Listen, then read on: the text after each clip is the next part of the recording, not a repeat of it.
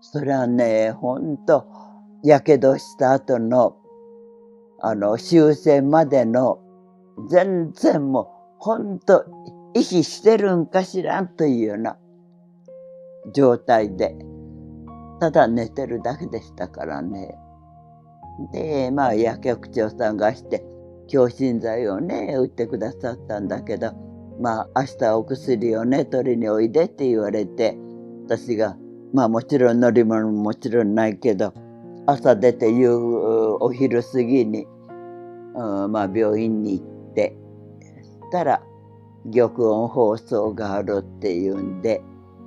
終戦でした。でもね、その時にはね、終戦の悲しさよりほっとしました。もうこれでね、こういう空襲もないしと思ってね、もう正直言って嬉しかったです。だからね、もうこれから今からはもうみんな気を使わないで、頑張っていけるんだと思ってね。そりゃまあ気も立ってますけどね、大変でしたよ。でバラックにしたってね、まあお金持ちの人はね、闇ですぐ家をね建てる人もありましたけど、我が家はそこまでしてなかったから、何年か2年、ちょうど2年ですかね、バラックで生活しました。でもね、そのバラックでもたまたま軍隊の払い下げで縫っとったコートを置き場がないですからね、釘を打ってはそれにかけていって寝るところをこうね確保したんですよ。そこに泥棒さんが来ちゃってね、でまあそりゃ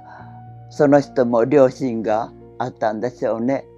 広島弁ですけど「すまんの」言って持って行かれました。だけど私らもう寝てるんだから追いかけてもしようがないと思ってね。だからね、まあそういう子供のねために親もねそういう思いをしてしたんだと思ってね、私らもまあせっかくの、軍隊の払い下げをコートにしたわけですからね、惜しかったけど、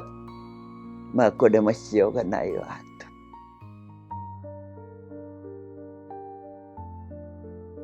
と。私はね、病院にそれこそ通勤するのが精一杯でしたから、あんまり市内の復興を見てない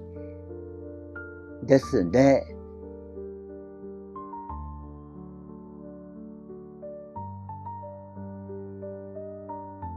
帝心病院が広島の北になるんですよね。私の三笹っていうところも北だったから、だから割とね、安全なところを通りながら通勤して、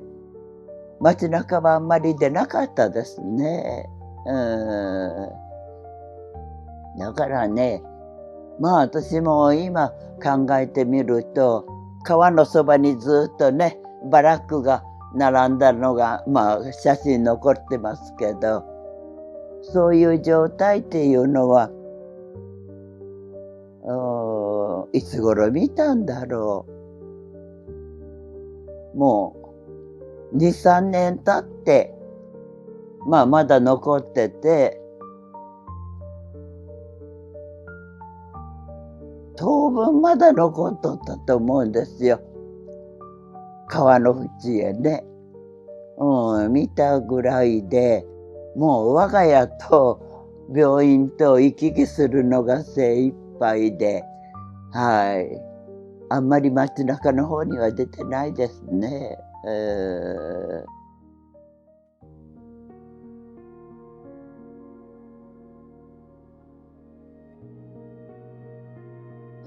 同級生もね、ずいぶん亡くなりました。やっぱり派遣された場所によってありますからね。だから、そこに行った人が何人もやっぱり亡くなってます。建物疎開いうので借り出された時はもう全滅ですがね。私の同級生は工場に派遣されましたから、まだ被害が少なかったですよね。でも今、元気にしてる被爆者だから、お友達と話すのは一人しかいない。一人はいます。家は向かい灘だったんだから、市内で被爆はしてるんですけど、お宅がね、ちょっと被爆のあれとは離れてますからね。駅から言っても、2駅3つぐらいは神になりますからね。でも彼女も途中で被爆してるんですけど、今その彼女とは、時々おしゃべりします。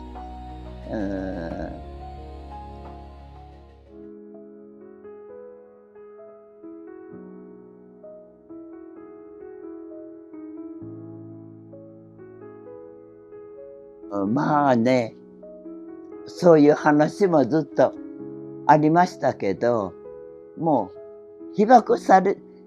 たんだからもう仕方がないですよね。どう思っとったって。だからもう、それこそ、あんまり私らはそういうものに関心持たないと言ったらおかしいかな。疎開したいう話は友達同士で話しますけど、あんまり深くは話してないですね。だから、お互いに、やっぱり、そういうことを思い出したくもないし、言いたくもないし、いう感じだったと思います。ねえ。